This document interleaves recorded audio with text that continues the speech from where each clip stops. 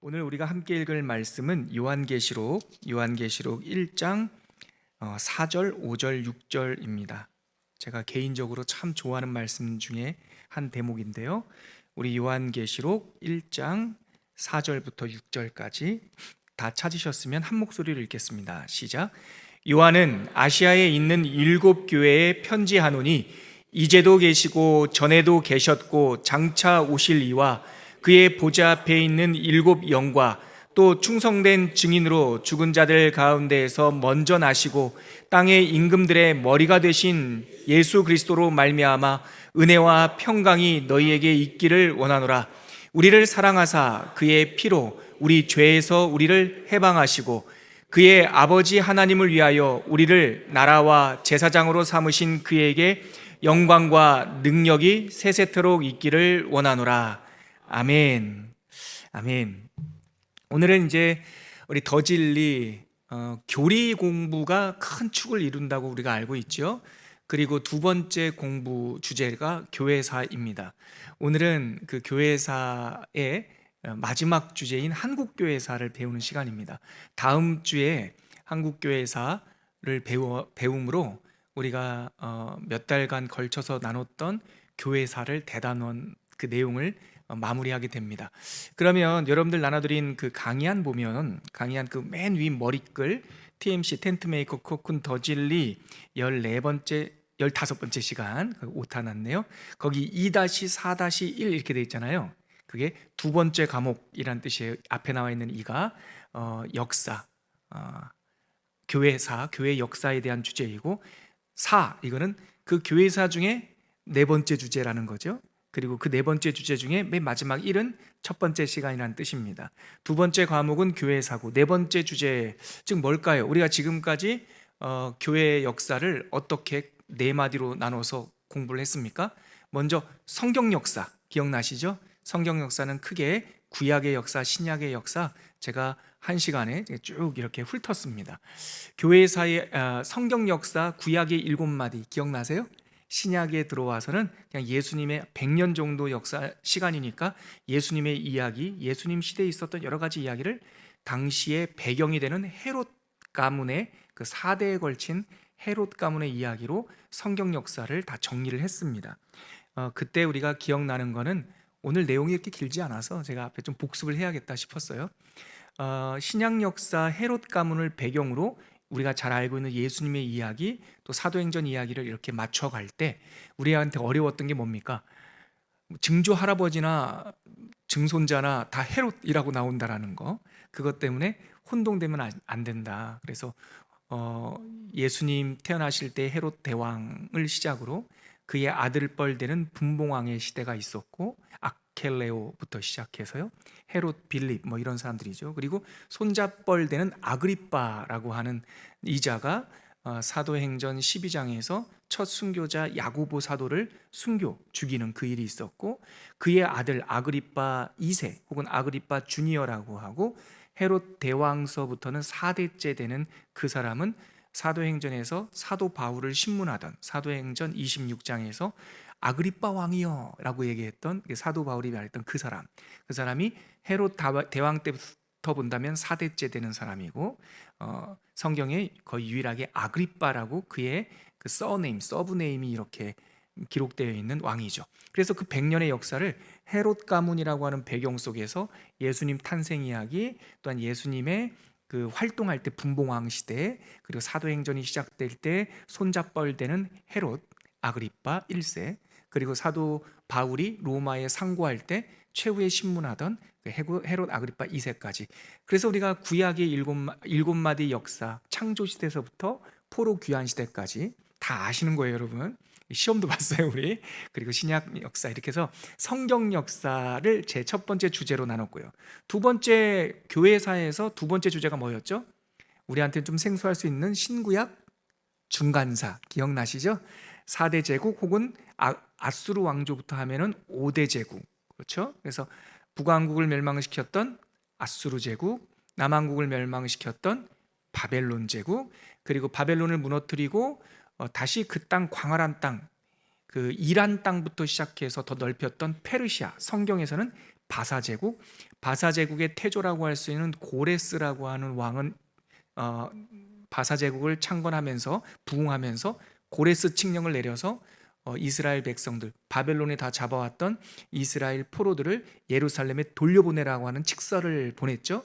그 칙서를 통해서 첫째 포로기환 스룹바벨, 두 번째 포로기환 에스라, 세 번째 포로기환 느헤미야. 물론 고레스가 다 보낸 건 아니죠. 고레스 태조왕은 스룹바벨 총독만 보냈고, 한참 후에 아닥사스다 왕, 그 에스더 왕비의 아들뻘 되는, 친아들은 아니지만 족보상으로는 아들뻘 되는 아닥사스다 왕 제7년에 에스라 학자 겸 제사장 에스라가 내려왔고, 아닥사스다 왕 제20년에 느헤미야가 두 번째 총독으로 내려와서 유대인 출신, 그 가운데 총독이 여러 명 있었지만 유대인 총독으로는 두 번째 내려와서 무너진 예루살렘을 재건할 때, 그때 함께 활동했던 선지자들이 학개, 스가랴, 말라기, 성전 건축부터 마지막 신앙을 재건하는 이야기까지. 그래서 포로 귀환 시대까지 창조 시대부터, 제가 좀 기억할지 모르겠네요. 여러분들이랑 같이 도와주실래요? 한번 일곱 마디 한번 우리 복습해 볼까요?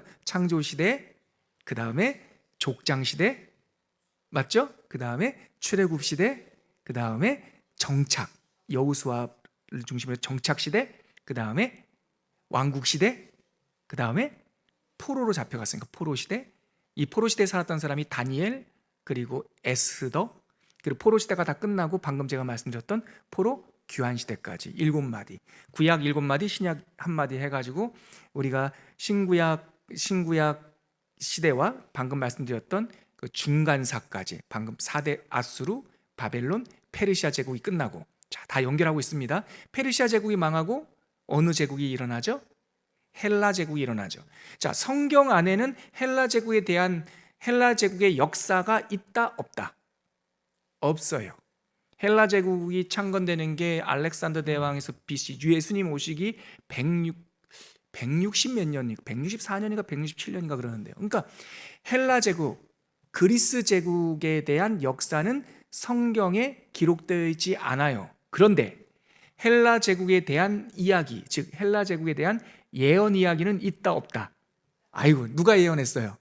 다니엘, 맞아요. 다니엘 선지자가 헬라 제국, 헬라라는 이름도 나와요. 다니엘에서 딱 제국의 예언. 그래서 헬라 제국서부터 중간사가 본격적으로 시작되는 거죠.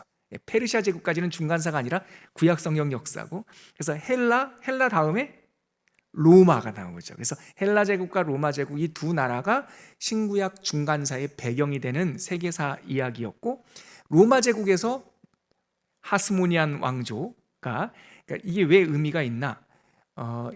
이스라엘 땅에 세워진 마지막 유다 왕조예요. 하스모니안 왕조는 총 몇 년 동안 다스렸어요? 이거는 외우기가 쉬워서. 몇 년 동안 다스렸어요? 거의 딱 100년이에요.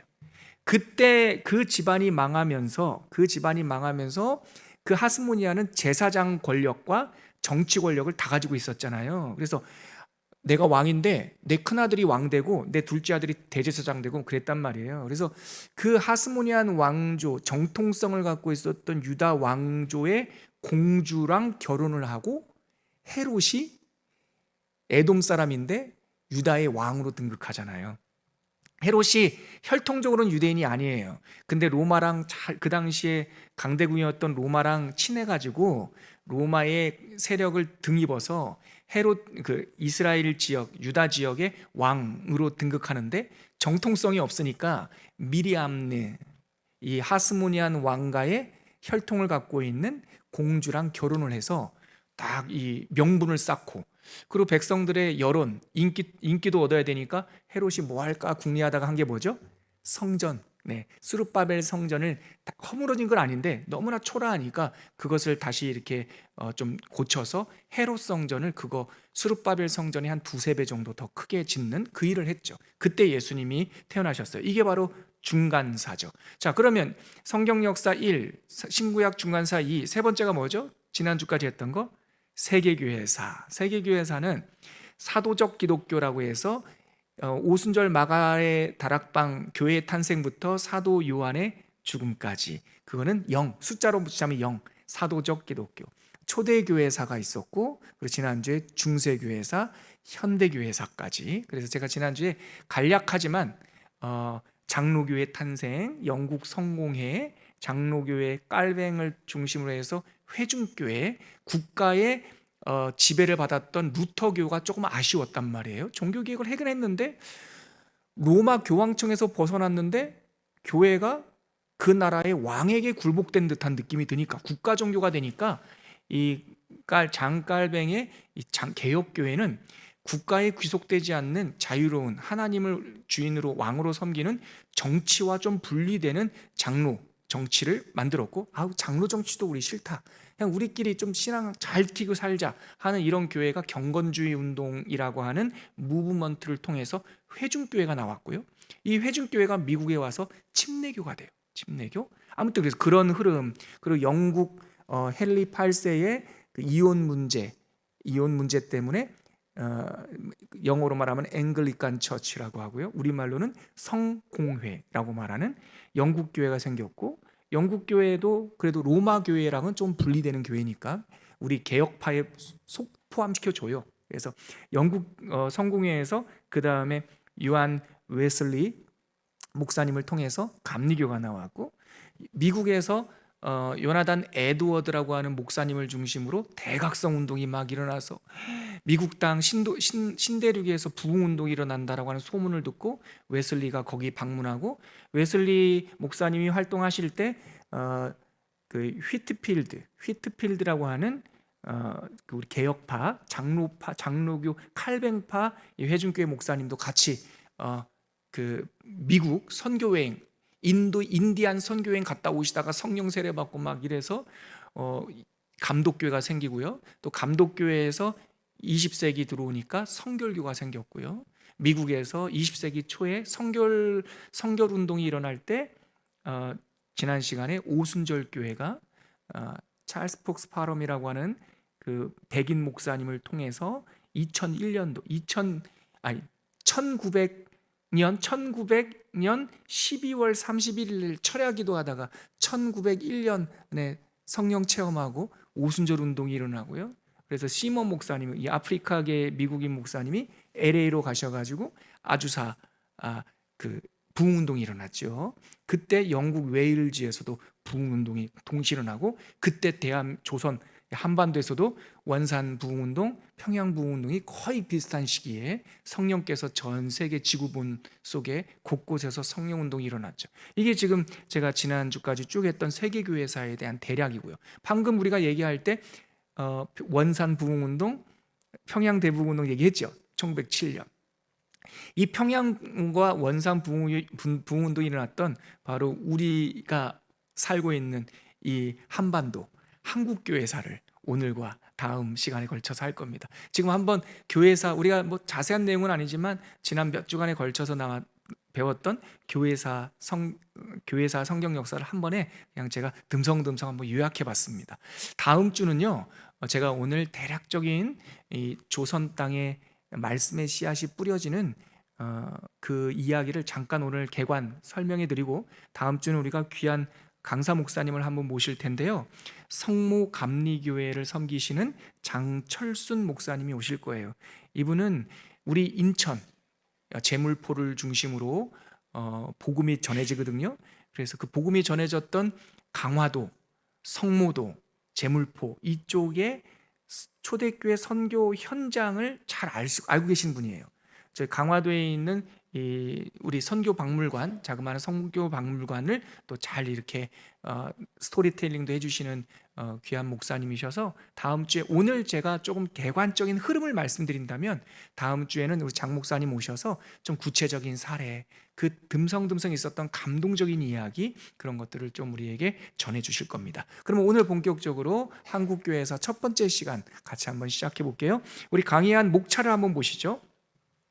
제가 한국교회에서 첫 번째 시간 한국교회 선교 초기 이야기로 오늘 말씀드릴 때 목차를 보면은 세 마디로 나눠놨지 않습니까? 근데 오늘은 마지막 한국교회 부흥, 1890년서부터 한국교회가 부흥하는 이야기는 오늘 안 할 거예요. 즉 3번은 안 할 겁니다.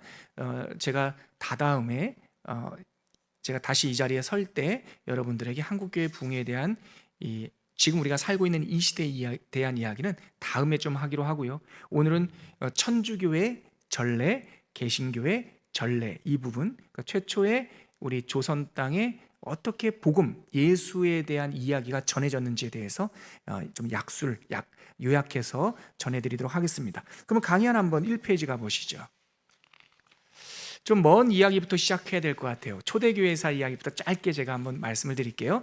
첫 번째 단락의 키워드는 거기 네스토리우스라고 위에서 하나, 둘, 셋, 넷, 다섯 번째 있는 그 사람 이름에다가 동그라미를 한번 쳐보세요. 생소한 이름이니까요. 네스토리우스 동그라미 쳐시고 저 한번 보세요. 네, 제가 한번 읽어드릴게요. 여러분, 처음부터 선교는 교회의 사명이었어요. 예수님께서 사도행전 1장 8절에서 오직 성령이 너에게 임하시면 너희가 권능을 받고 예루살렘과 온 유다와 사마리아와 땅끝까지 이르러 내 증인이 되리라 이렇게 말씀하셨기 때문에 사도적 교회 시대, 즉 사도 바울과 베드로와 요한과 수많은 사도들이 살아있던 때에도 이분들이 선교에 힘을 썼습니다. 그리고 그 당시에 그들이 갈 수 있는 땅끝까지 가서 복음을 전했는데요, 우리가 알다시피 초대교회의 313년에 콘스탄틴노플이라고 하는 로마의 황제가 기독교를 자신의 종교로 공인하고 328년이던가요? 데오도시우스 황제가 기독교를 국교화하면서 로마의 황제가 교회의 지도자가 된 거예요. 그래서 콘스탄틴이라고 하는 이 황제가 첫 번째 박해 때문에 막 흩어져 있던 교회에 회의를 하나 소집을 했어요. 그것이 니케아 종교회의라고 하는 거예요. 몰라도 돼. 이런 이름 몰라도 돼요. 그냥 다 모여서 우리 한번 논의할 게 있습니다라고 회의를 연 거예요. 누가? 황제가 소집 명령을 내린 거죠. 무슨 문제가 있었기 때문에 수많은 이단들이 나타난 거예요. 그래서 이단들, 심지어 삼위일체 하나님도 부인하는 이단, 예수님은 신이 아니라고 말하는 이단, 예수님이 사람이 아니라고 말하는 영지주의적 이단, 수많은 자기 소견에 오를 대로 하나님을 이야기하고 예수님을 이야기하는 여러 분파들이 일어나니까 교회 회의가 필요했어요. 그래서 니케아 종교회의가 첫 번째 종교회의였고 황제 콘스탄티누스 황제가 소집을 했어요. 그 이후에 수많은 문제들이 일어날 때마다 교회가 모여서 회의를 했는데 431년에 에베소, 지금 터키 에베소라고 하는 곳에서 회의를 열었는데요, 이때 문제가 된 사람이 아까 우리가 동그라미를 쳤던 네스토리우스라고 하는 주교, 그러니까 뭐라고 할까요? 감리교로 말하면 좀 제일 높은 감독님, 총회장 좀 될 것 같아요. 근데 이 사람이 어디에서 어디 주교했냐면 바로 로마 제국의 수도인 콘스탄티노플, 그러니까 콘스탄티누스 황제가 신도시를 만들었어요. 지금 이스탄불, 터키 이스탄불, 거기가 신도시예요. 황제가 만든 제국의 새로운 수도, 거기 교회 주교였어요. 그러니까 꽤나 높고 인정받고 존경받는 사람이었겠죠. 근데 이 네스토리우스라고 하는 사람이 희한한 주장을 했어요. 오늘 그 얘기하려면 1시간 다 가야 되니까 그건 생략할게요. 그래서 이 사람이 그 에베소 종교회의, 에베소 공의회에서 이단 판정을 받았어요. 당신이 말하고 있는, 당신이 가르치고 있는 그 예수님과 성령님과 이거에 대한 얘기는 우리 정통, 우리 사도들이 전해준 이야기랑 다릅니다라고 이단 판정을 받았어요. 그래서 이 네스토리우스가 교회에서 그 권한을 잃고 쫓겨났는데, 파문을 당했는데요, 그냥 포기한 것이 아니라 우리 그러면은 전도해야겠다, 선교해야겠다 이렇게 생각했죠. 그러니까 이분들은 사악한 이단은 아니었어요. 신학적인 논쟁이 있었던 거예요. 그래서 성경에 보면 이런 말 있지 않습니까? 빌립보서 1장 14절과 15절에 보면 이런 알쏭달쏭한 말이 있어요. 우리 성경 구절 한번 띄워주시겠어요? 빌립보서 1장 14절부터 15절까지, 빌립보서 1장 14절부터 15절까지 좀 어렵나?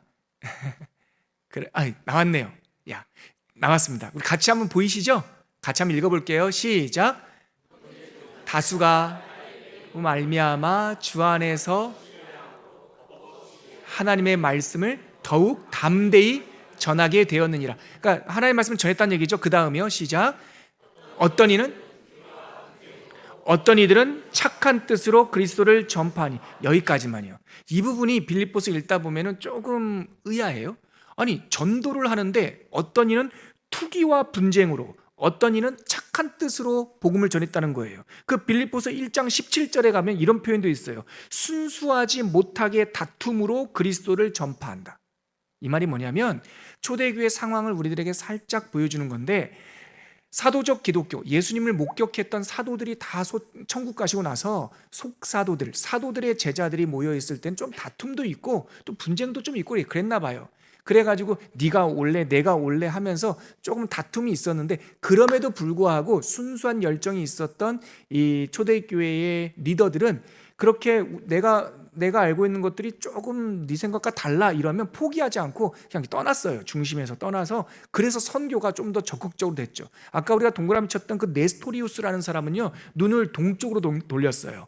그래서 이분이 동쪽으로 유럽, 지금 우리가 알고 있는 프랑스, 독일, 영국 이쪽 말고 동쪽으로 이렇게 선교를 해서요, 그 네스토리우스파 이 사람들이 당나라에까지 왔어요. 네, 당나라에 왔어요. 근데 그게 그런 일이 있었대라고 알고 있었지만 기록이 없었는데요, 1625년에 중국에서 대진 경교 유행 중국비, 이거 고등학교 세계사 시험에 나오는 대진 경교 유행 중국비라고 하는 이게 무슨 증거냐? 당나라 시대 때부터 서양과 소통했다라고 하는 비석이에요. 대진이 뭐냐면은 로마 제국을 말해요. 대진이라는 나라가 중국 사람들이 로마를 대진이라고 불렀어요. 여기 뭐라고 나와요? 경교라는 말도 나오죠. 경교, 유행, 우리에게 들어왔다라는 거죠. 그러니까 로마 제국의 기독교가 우리 이 땅, 중국 땅에 들어왔다라고 하는 비석이에요. 그래서 이게 딱 발견된 거예요. 1625년에. 이것을 시점으로 막 연구가 폭발적으로 일어나가지고요, 밝혀졌어요. 글도 밝혀지고. 알고 봤더니 당 태종 때 알로펜이라고 하는 단장, 주교를 중심으로 이 네스토리우스 학파 선교단이 중국에 와가지고요, 그랬더니 당 태종이 막 환영을 해가지고 좋다 여기서 연구해라. 그래서 이 네스토리우스 학파, 그래도 기독교지 않습니까? 이 사람들이 와가지고 한문으로 성경을 번역을 했어요. 그 자료들이 있어요. 그런데 이 네스토리우스 학파가 뭐가 좀 문제였냐면 토착화를 아주 심하게 그냥 해버렸어요. 그래가지고 예배당 짓는데 절처럼 지었어요. 십자가. 그리고 목사님들, 이 사제들 복장도에 한복 입고요. 그리고 다 그냥, 그래서 살다 보니까 이 사람들이 조금 이렇게 온유한, 좀 이렇게 유연한 사람들이었거든요. 요즘식으로 말하면 약간 자유주의 신학. 그래서 살다 보니까 이게 도교화도 섞이고 불교화도 섞이고 쭉 뭐예요? 7세기에 들어와 가지고 한 300년쯤 지나고 나니까 이게 불교인지 도교인지 기독교인지 이상해진 거예요. 그래가지고 쓱 사라졌네요. 제가 왜 중국 얘기를 하나? 우리 한반도의 복음이 중국에서부터 이렇게 들어오는 첫 루트였기 때문에 제가 이거 잠깐 짚은 거예요. 그래서 중국의 원래 경교, 그래서 그 기독교를 성경 경자를 썼어요. 아니 그 전례대다 가르친 경자를 썼어요. 그래서 경교라고 불렀어요. 경교. 근데 우리나라에도 이 경교가 전례됐다라고 하는 문화처럼 전례된 흔적이 있는데, 김유신 묘를 보면 묘지석 밑에 이 묘가 딱 이 봉분이 흘러가지 않도록 밑에 돌로 이게 딱 대는 게 있습니다. 이 묘를, 큰 이 고관들의 묘는 묘지석이 크게 넓어요. 거기에 십자가가 자꾸 있어요. 그래서 신라 시대 때 웬 십자가가 있나 그랬는데, 많은 사람들이 추론하기로, 문서가 없으니까 확정을 안 했어요. 추론하기로 통일 신라 때도 당나라를 통해서 경교가 들어왔나 보다, 그렇게 유추를 해요. 그런 흔적들이 있어요. 그러나 하나님의 말씀, 예수 그리스도의 중심에 고유한 다른 이로서는 구원을 받을 수 없나니 천하 인간의 구원을 얻을 만한 다른 이름을 우리에게 주신 적이 없다.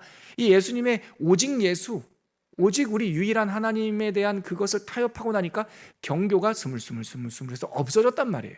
그래서 중국 땅의 기독교의 흔적은 그 다음에 없다가 다시 복음이, 그러니까 십자가, 성경, 십자가가 예수가 전례되기 시작한 것이 예수회라고 하는 캐톨릭 운동에서 비롯됐어요.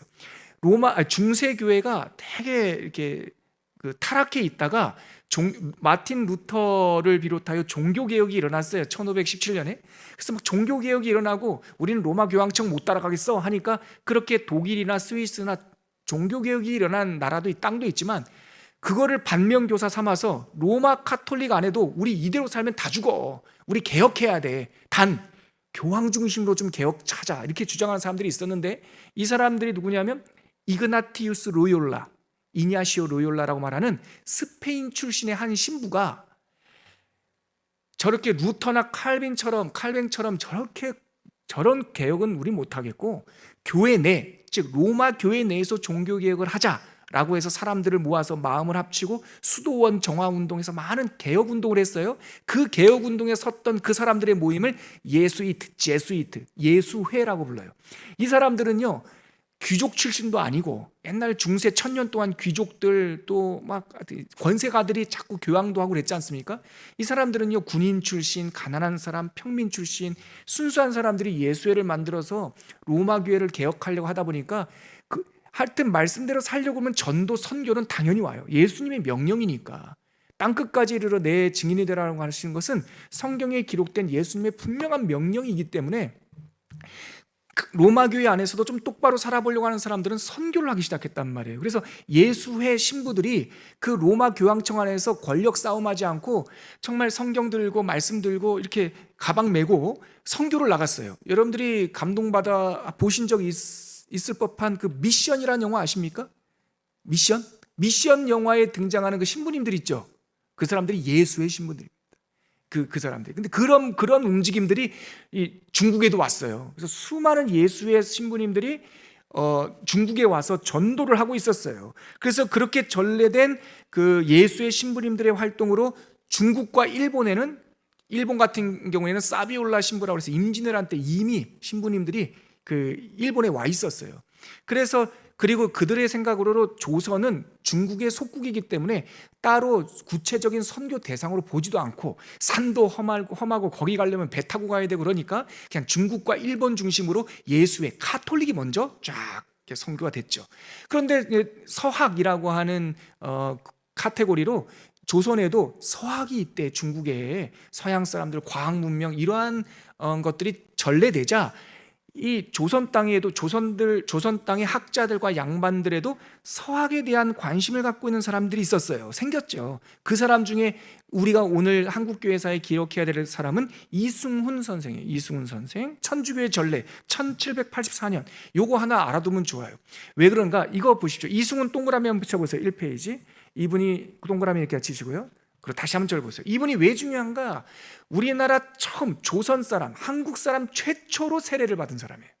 물론 그 당시에는 개신교가, 우리 개혁교회가 전래되지 않았기 때문에 중국에서 영세를 받은 거죠. 그래서 이 이승훈 선생은 아버지가 외교관이었는데요, 그 책을 중국에서 나오는 새로운 책들을 다 수집해서 다시 조선 땅으로 갖고 오는 외교관이었어요. 높은 관직이었어요. 아버지 따라 중국 가가지고 거기서 신부들과 성경 공부하고 서학 공부하다가 회심해서 세례를 받았어요. 그리고 들어와서 전도를 했지 않겠습니까? 근데 이분의 처남이 누구냐? 그 유명한 정약용 선생, 처남. 그러니까 이 이승훈 선생의 부인이 정약용, 정약전의 누나예요. 아주 명문가죠. 그래서 정약용 선생한테도 복음을 전하고요.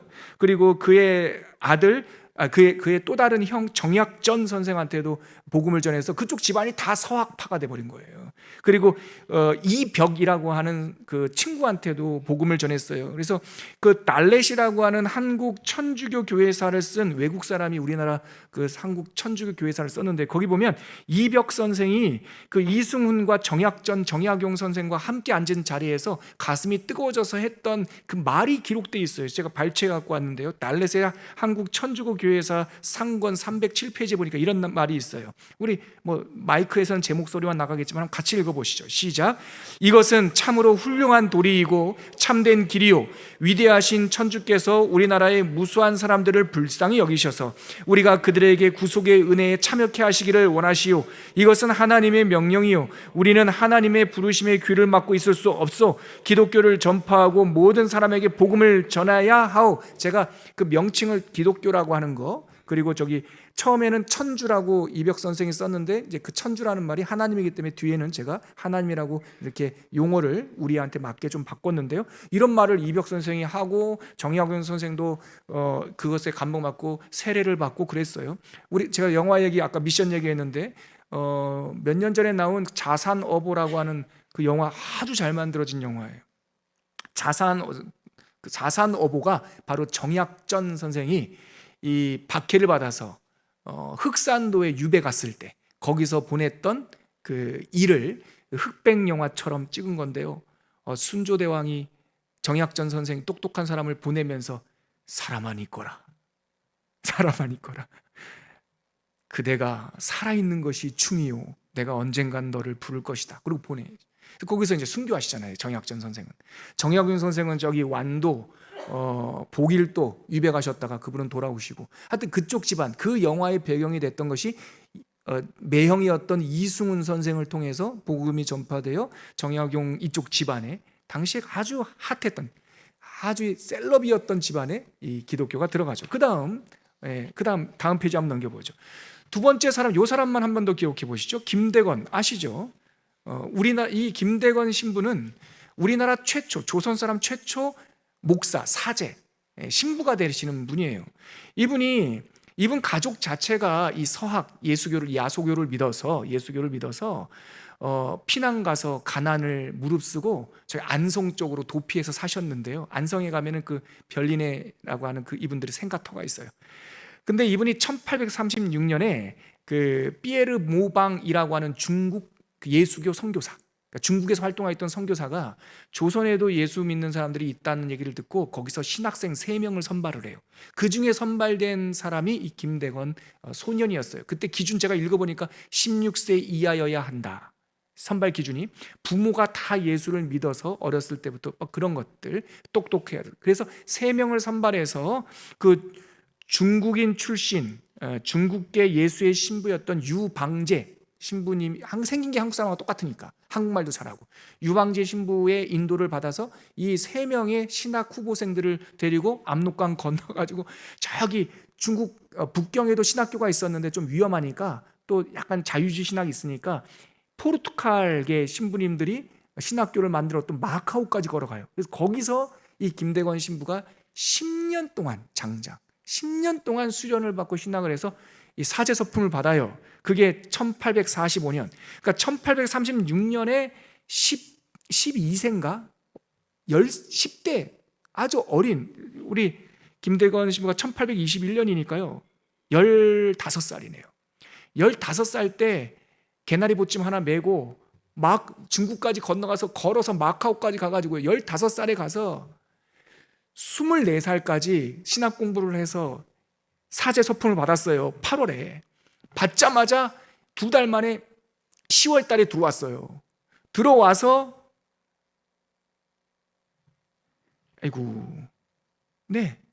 그 이듬해 잡혀가지고요 참수당했어요. 그러니까 제가 책을 찾아보니까 신부 서품 받고 딱 13개월 만에 참수당했어요. 공부는 10년 했고요. 학생으로 산 건 15년이고요.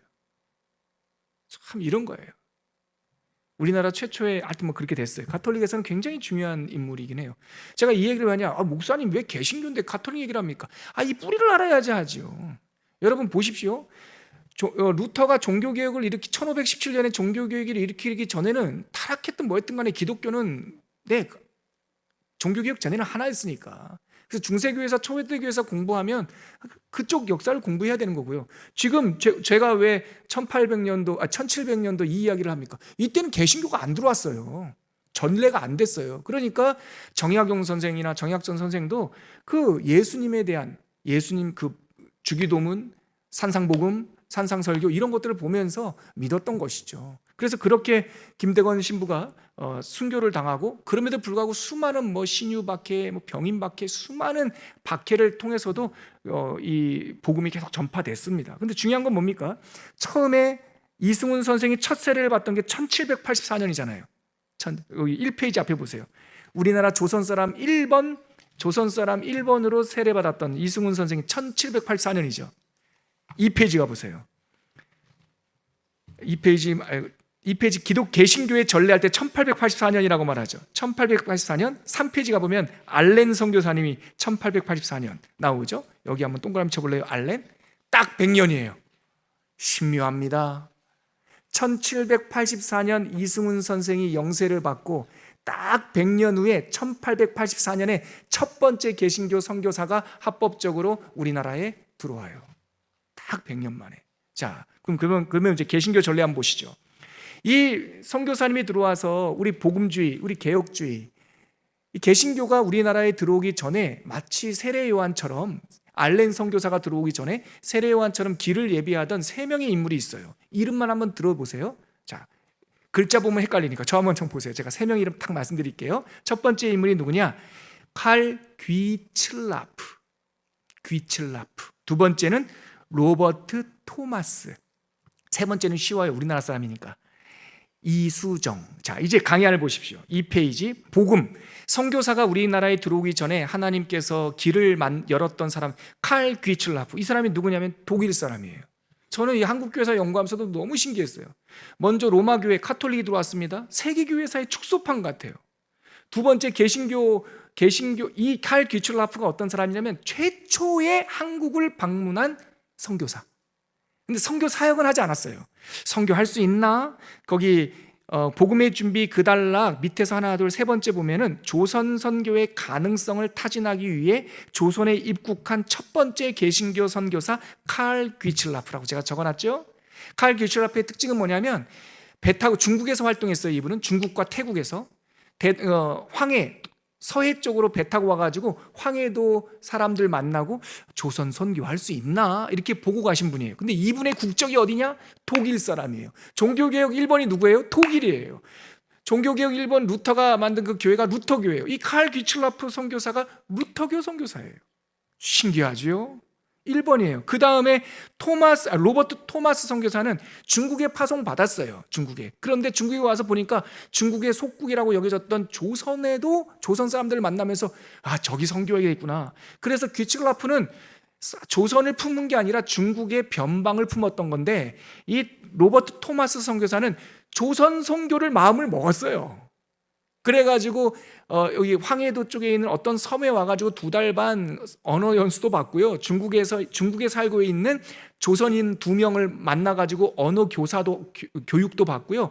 조선 선교하려고. 그런데 갈 도리가 있나? 합법적으로 갈 수가 없으니까 근데 제가 이거 말했는데요. 근데 이 로버트 토마스 선교사는 국적이 어딜까요? 여러분 독일에서 종교교육, 대륙에서 종교교육이 일어난 다음에 두 번째 종교교육이 큰 물결이 일어난 곳이 어디예요? 바다 건너? 영국 선교사예요. 신기하죠? 우리나라에 처음 방문한 선교사는 독일 루터교 선교사고 우리나라를 가슴에 품고 이 토마스 선교사는 어떤 의미가 있냐? 첫 번째 순교자예요. 대동강변에서 참수당했다. 첫 번째 순교사는 영국 성공회는 아니고요. 영국 회중교회 목사예요. 토마스 선교사가 그렇게 언어 공부한 다음에 조선에 들어가고 싶었고 당시에 조선의 가장 왕래가 크던 평양, 대동강을 따라 평양에 들어가고 싶다 했는데 들어갈 방법이 없는데요. 어디서 들어오는데 제너럴 셔먼 호라고 하는 미국의 상선이, 근데 거기 군인들이 있었어요. 군인들이 조선 개항을 위해서 대동강변을 타고 올라간다는 얘기를 듣고 통역사 구함, 그러니까 토마스 선교사님이 저 통역할게요 하고 거기 그 배를 얻어 타고 들어가다가 그 대동강을 거슬러 올라간 이 제너럴 셔먼회가 우리 통상 좀 합시다 하니까 평양 감사가 우리 안 해요. 우리 조선 저기 한양에서 못 하게 했으니까 안 돼. 우리 못 가. 문 열어주기 전에 못 가. 이렇게 대치하고 있다가 무력 충돌이 일어나요. 그 무력 충돌 속에서 토마스 선교사도 순교하죠. 근데 그래서 이분이 최초의 조선 땅에서 피를 흘린 개신교 선교사예요. 근데 이분의 목을 쳤던 병졸 이름이 한국 교회사에 남아 있는데 박충권 선생이에요. 이 토마스 선교사가 제너럴 셔먼호가 불에 타니까 다 많은 사람이 죽으니까 성경 하나 들고 헤엄을 쳐서 나와요. 근데 그 전에 그래서 그랬더니 박충권이라는 사람이 창을 들고 그분들 말로 이 양놈 오랑캐 죽여야지 하고 이 정부의 명령이니까 죽이려고 하니까 토마스 선교사가 성경책을 이렇게 줬대요. 밀당하고 딱 치고 보는 사람들 많으니까 그러고 나서 그냥 칼을 휘둘렀죠. 그래서 대동강변에서 순교하셨는데 이제 막 그 난리가 끝난 다음에 박충권 씨가 불려져 있는 이 책, 이 양놈이 주는 이게 뭐야 하고 이렇게 보다가 한 권 이렇게 가져간 거예요. 가져가서 읽다가 이 사람이 회심합니다. 한문 성경. 그래서 이 박충권 씨는 나중에 안주교회의 장로님이 되세요. 토마스 선교사의 죽음은, 자 3페이지 맨 윗단 여기 한번 제가 읽을게요. 토마스 선교사의 죽음은 결코 헛되지 않았습니다. 그가 제너럴 셔먼호를 타고 와서 대동강변에 정박한 후에 며칠 동안 전도를 다녔는데요, 장사포에서 성경을 받은 소년 홍신길, 석정호수에서 성경을 받은 김영섭, 김종건, 만경대에서 성경을 받은 최치량이 후에 강서와 평양의 판동교회 창설자들이 됐어요.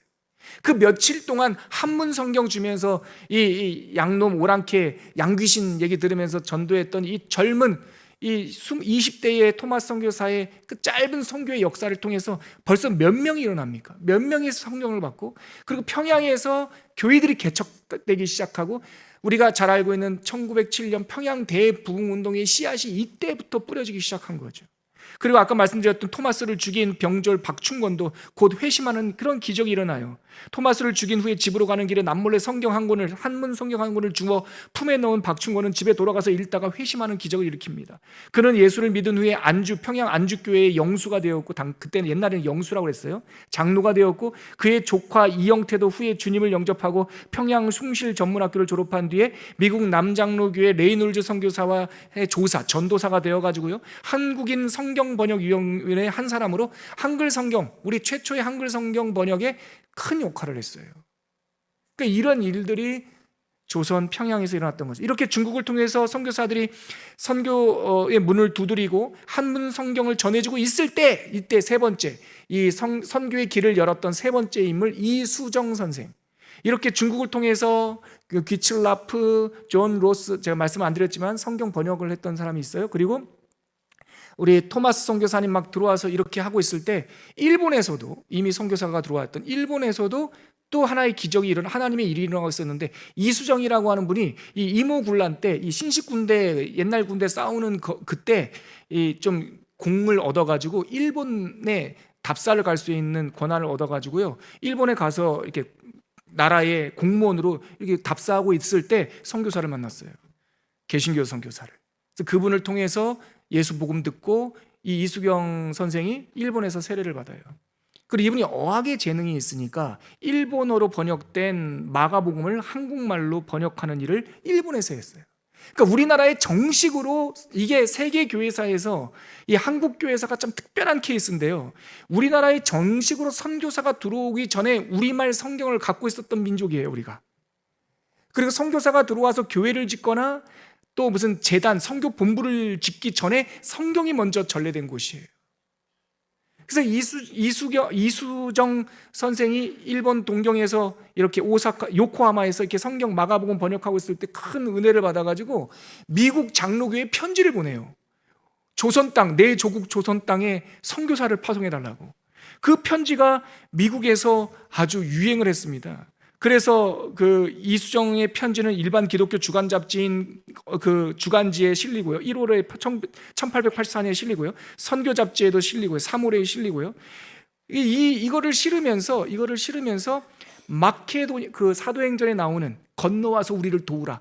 그래서 미국 사람들이 그 저널에 이 이수정 선생의 편지를 실으면서 마케도니아의 편지라는 제목으로, 마케도니아인의 편지라는 제목으로 이것을 3개월 내에도, 그리고 기회 있을 때마다 기독교 잡지에 이수정 선생의 편지가 게재됐어요. 이 편지에 자극받아서 미국 북장로교에서 파송받은 선교사가 언더우드 선교사예요. 그래서 언더우드 선교사가 일본에 도착해서, 그때는 배 타고 오니까 일본에 도착해서 요코하마에서 이 이수정 선생한테 한국말을 배워요. 그리고 아펜젤로 선교사인데 이분한테 배워요. 그래서 아펜젤로 선교사와 언더우드 선교사가 먼저 우리 부산에 도착하고, 조금 있다가 아펜젤로 선교사가 도착하면서 제물포로 들어와서 하여튼 선교가 본격적으로 시작되는데요, 이 아펜젤로와 언더우드 선교사님 들어오시 전에 한 분이 더 있어요. 알렌. 이분이 공식적으로 그 맨 밑에 3페이지 밑에서 두 번째 줄 보세요. 이로써 그는 합법적인 절차를 밟아서 내한한 최초의 개신교 선교사가 되었습니다. 누구라고요? 알렌. 근데 이분을 왜 언더우드 그리고 아펜젤로 선교사님 1885년 언더우드 아펜젤로보다 1년 정확하게 말하면 이분이 9월에 들어왔으니까 6개월 먼저 들어왔잖아요. 6개월 먼저 들어왔는데 왜 우리는 알렌 선교사를 최초의 선교사라고 말하지 않나? 이분이 그 웨슬리안 신학교에서 신학을 하셨다가 조선 선교해야지 마음 먹고 의학을 공부했어요. 그래서 의사가 됐어요. 그래서 목사 겸 의사로 들어왔는데 당시에 전도가 불법이니까 이분이 미국 그 제너럴 셔모노 사건, 토마스 선교사 사건 때문에 미국과 조미 통상 수호 조약을 맺지 않습니까? 그래서 공사관이 한양에 있었단 말이에요. 그래서 미국 공사관의 의사로 알렌이 와요. 선교하러 왔지만 의사의 신분으로 와요. 근데 이분을 누가 좋아했냐면 고종 황제가 좋아했지 않습니까? 그래서 어이가 돼요, 알렌이. 그래가지고 광해원 병원, 최초의 근대식 병원 만들고, 그 다음에 백성들을, 이 근대식 병원은 왕과 귀족들밖에 안 되니까 제중원 만들고, 그 제중원에서 세브란스 병원까지 이렇게 되죠. 안식이 목사님이 제중원 원장 아닙니까? 아무튼 그래서 이렇게 선교를 했는데, 이분이 의사 마인드가 있으니까 후에 언더우드, 아펜젤러 수많은 선교사님이 들어왔는데 사이가 별로 안 좋았어요. 나는 이 목사님들하고 이 은사가 좀 다르다. 나는 선교보다는 그 병원 짓고 외교, 이분이 외교 역할도 하거든요. 그래서 공사관에서 일했으니까 나는 외교에 집중할래 해서 선교사의 자격으로 최초의 선교사로 우리나라 합법적으로 부임하셨지만, 사실은 선교 사역이라고 말하면 그로부터 6개월 후 1885년 4월 달에 제물포, 우리 미추홀 제물포로 들어오셨던 언더우드 아펜젤러 선교사님이 같은 날 들어왔어요. 같은 날. 이분들이 최초의 본격적인 선교사이라고 보는 거죠. 다음 페이지 가볼게요. 제가 말씀드렸던 그 이수정 선생의 선교사를 요청하는 글과 또 제2차 그 대각성, 우리가 지난주에 배웠던 미국의 부흥운동 때문에 영향을 받은 많은 젊은 엘리트들, 신학생들이 조선 선교, 인도 선교, 중국 선교의 소망을 가지고 왔는데, 대부분 사람들은 조선을 잘 몰랐어요. 중국 가려고, 일본 가려고 생각했죠. 근데 이수정 선생의 편지를 통해서 조선이라는 나라도 있구나 해가지고 그때 작정되고 파송된 사람이 언더우드 목사님이에요. 장로교회에서. 또 감리교에서는 아펜젤러 목사님이에요. 두 분이 이렇게 같이 왔고, 먼저 언더우드 목사님께서 부산항에 4월 달에 도착하고, 그 다음에 아펜젤러 목사님께서 다시 합류한 다음에 4월 5일 날 1885년 4월, 연도 모르셔도 됩니다. 제 이야기 그냥 옛날 이야기 듣는 것처럼 이렇게 들으시면 돼요. 1885년 4월 5일 날 우리 제물포항에 탁 도착하셨어요, 두 분이. 그래서 지금 감리교와 장로교가 지금도 우스갯소리로 약간 이렇게 실갱이하는 게, 누가 먼저 하선했냐, 중요하지 않습니까? 그래서 우리나라 개신교 선교 역사는 감리교가 먼저냐, 그래서 아니야, 언더우드 목사님이 먼저 발을 내디뎠단 말이야. 장로교야. 아니야, 아펜젤러 목사님이 그래도 한 살 많았는데 먼저 했겠지. 증거가 없어요. 그냥 이거 농담처럼 하는 거예요. 이거 갈등 아닙니다. 우리 사이 너무 좋아요. 근데 우리가 하나 놓치고 있는 게 있죠. 언더우드 목사님은 두 분이었잖아요. 아펜젤러 목사님은 두 분인데, 그 오는 1년간의 항해 속에 뱃속에 아기가 있었어요. 그래서 그 아이 앨리스라는 딸아이가 있었어요. 그래서 우리가 그냥 감리교가 먼저 했다고 해주자고요. 괜찮아요. 3명이잖아요, 3명.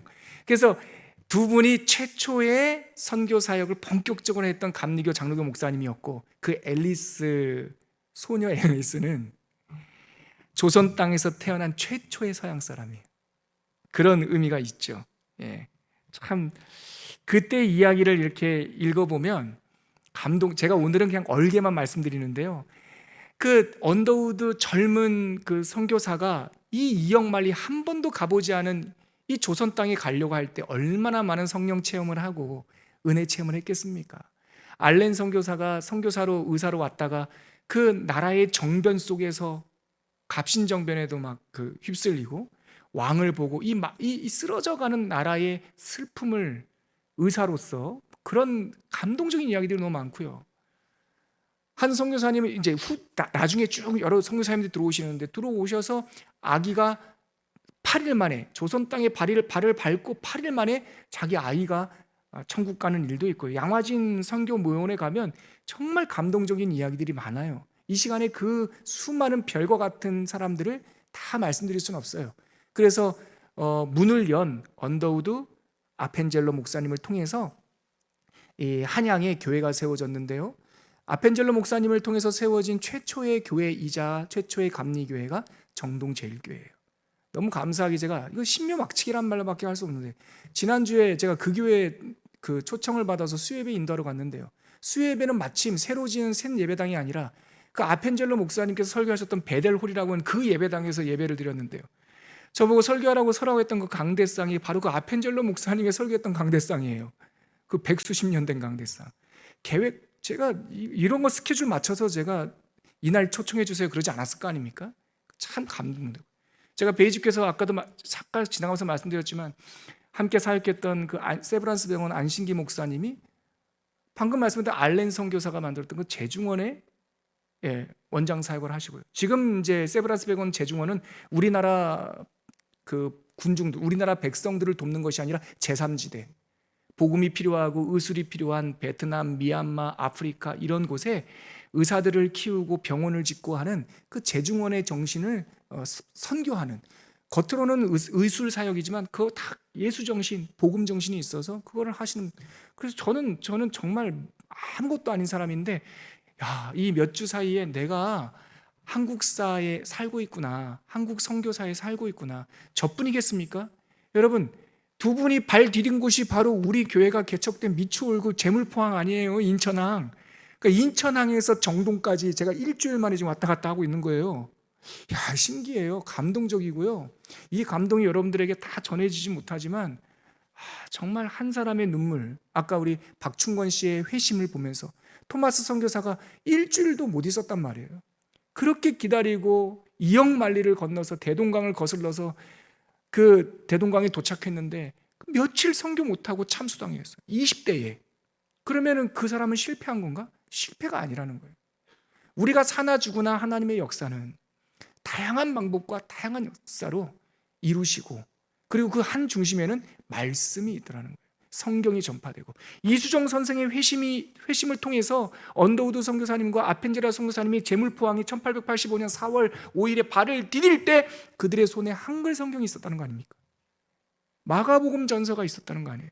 동시에 중국에서는 존 로스라고 하는 선교사님이 한자 한문 성경에다가 이 토를 달아가지고, 그러니까 음차 이렇게 바꿔가지고, 그래서 거기도 적어도 언문 한글을 읽을 수 있는 사람은 무슨 말인지 모르죠. 한자어니까 뭐 이렇게 뭐 경하 드립니다. 경하 쓰면 경하가 뭐야? 이렇게 할 수 있죠. 단어의 의미는 깊게 몰라도 이 토를 단 성경 전서가 중국에서 존 로스 성경이 번역되고, 일본에서는 마가복음, 이수정 선생을 통해서 마가복음이 의역돼서 번역되고,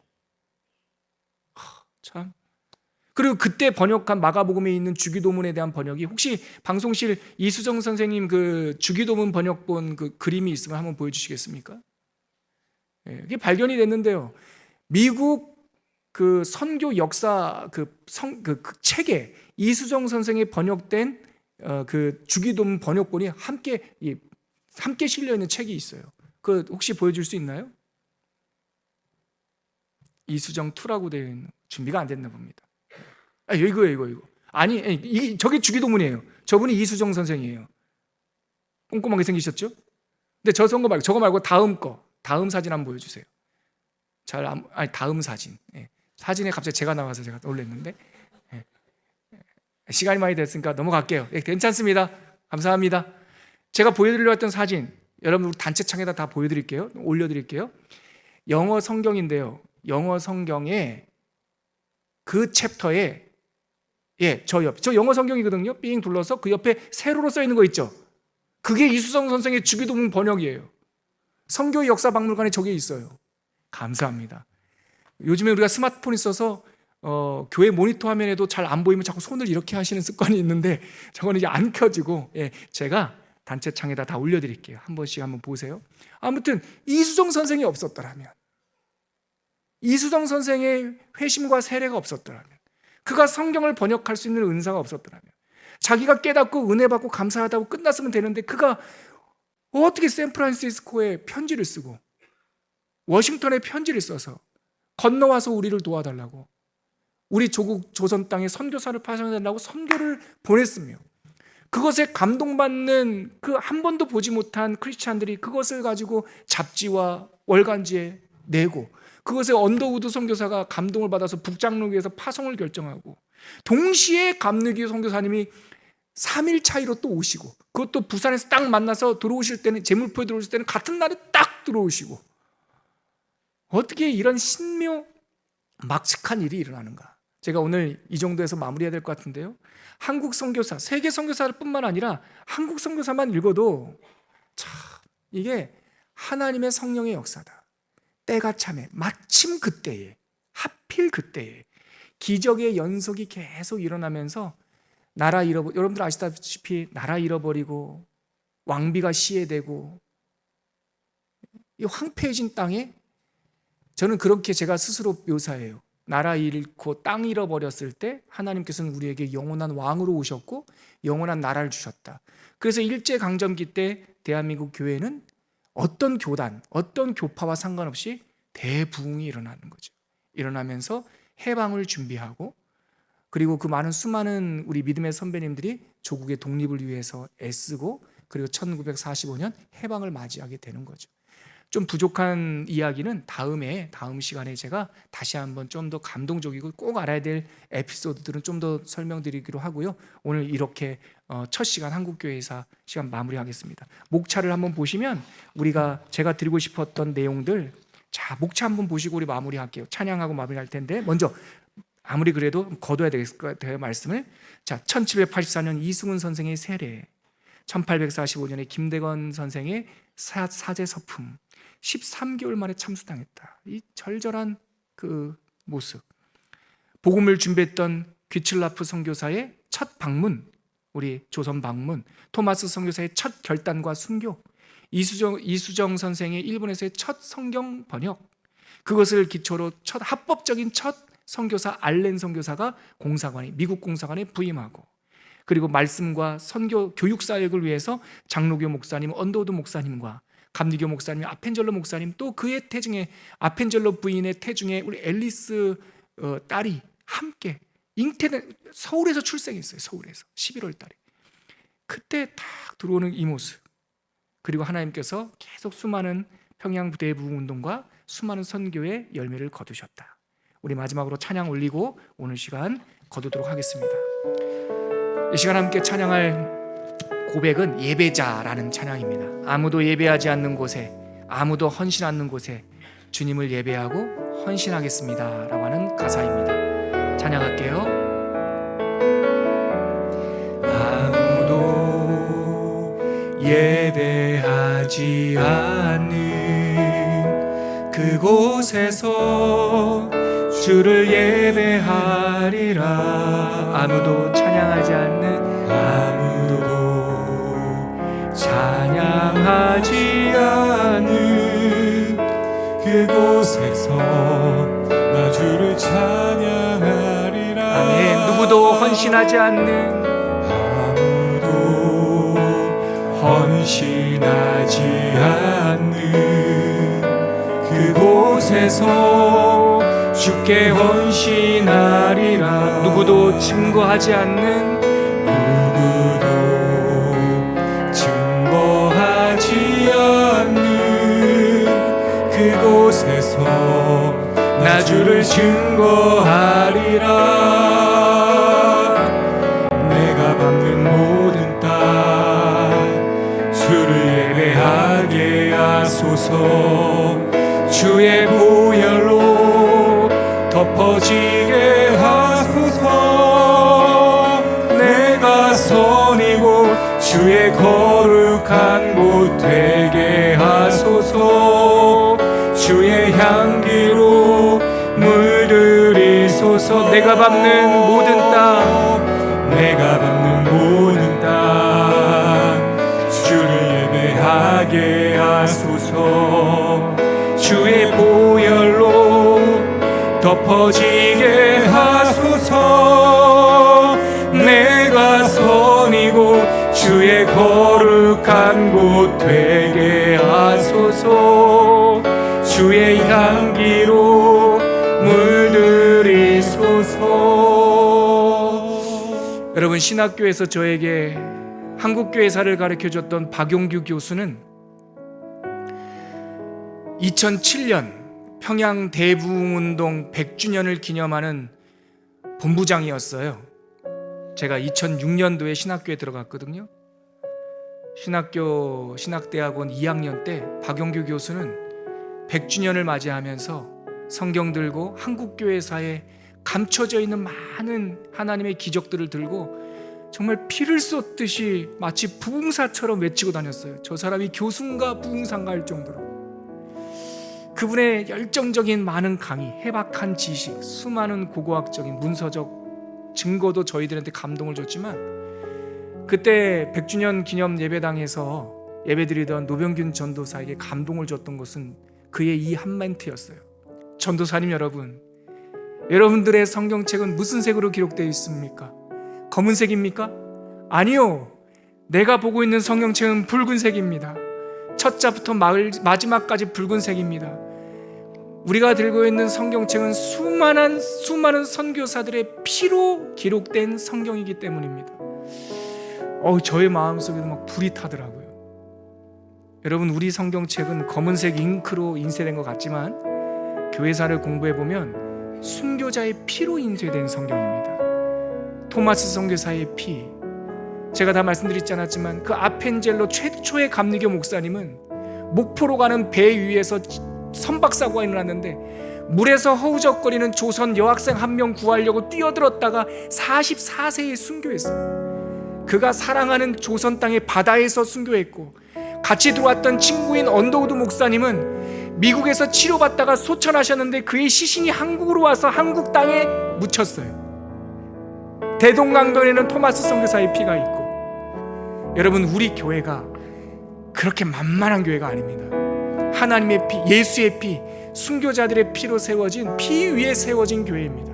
이 시간 함께 기도할 때 하나님, 우리가 이 은혜를 알게 하시고 이 역사성을 알게 하시고 우리도 이 은혜의 눈이 띄어져서 검은색 글자들이, 검은색 성경들이 붉은색으로 보이게 하여 주시옵소서. 선교하는 교회, 전도하는 교회 되게 하여 주시옵소서. 우리 결단하면서 한번 기도하도록 하겠습니다. 함께 기도합니다. 하나님 아버지, 우리에게 수많은 기적과 하나님 아니고서는 만들 수 없는 동서남북 천리 만리 떨어져 있는 곳에서 사람들을 모으시고 감리교를 움직이시고 장로교를 움직이시고 성결교를 움직이시고, 하나님 또한 여러 선배들을 움직이셔서 이 땅에 성경을 주시고 교회를 주시고 말씀을 주시고 학교를 주시고 병원을 주시고 이 땅을 살게 하셨습니다. 선교사들도 절절하게 이 땅에는 희망이 없다고, 조선 땅에는 희망이 없다고 포기했지만 하나님은 하실 수 있는 그 역사로 이 땅에 동방의 예루살렘이라고 하는 평양의 부흥운동이 일어나고 하나님, 많은 사람들이 예수를 믿는 하나님의 선교사를 보내는 나라가 되었습니다. 하나님, 우리가 그 은혜를 알게 하여 주시옵시고, 사람으로서는 할 수 없으되 하나님은 할 수 있다는 믿음을 가지고 하나님, 우리가 이 은혜를 열방과 민족에 전할 수 있는 선교와 전도하는 교회가 되게 하여 주시옵소서. 하나님 아버지, 한국교회 초대교회사를 읽다 보면, 선교사들의 편지와 일기를 읽다 보면 이 어둠의 땅, 절망의 땅, 이 땅은 도대체 희망이 없다라고 하는 절규가 기록되어 있습니다. 선교사들도 포기한 땅, 안 된다고 말하는 땅, 할 수 있거든이 무슨 말이냐, 믿는 자에게 능치 못할 일이 없느니라, 사람이 할 수 없는 것을 하나님은 할 수 있느니라, 그 말씀의 신실하심으로 역사하여 주셔서 이제는 선교사를 받는 나라가 아니라 선교사를 보내는 나라가 되었습니다. 하나님, 영광 받아 주시옵시고 우리가 이 선교의 열정을 받아서 잠자는 교회들이 되지 않도록 도와주시옵시고, 어떻게 하든지 사람 살리는 교회, 어떻게 하든지 복음 전하는 교회, 내 집안부터 열방의 땅끝까지 이르러 하나님 선교하는 교회가 될 수 있도록 대한민국 교회를 깨우쳐 주시고 일으켜 주시옵소서.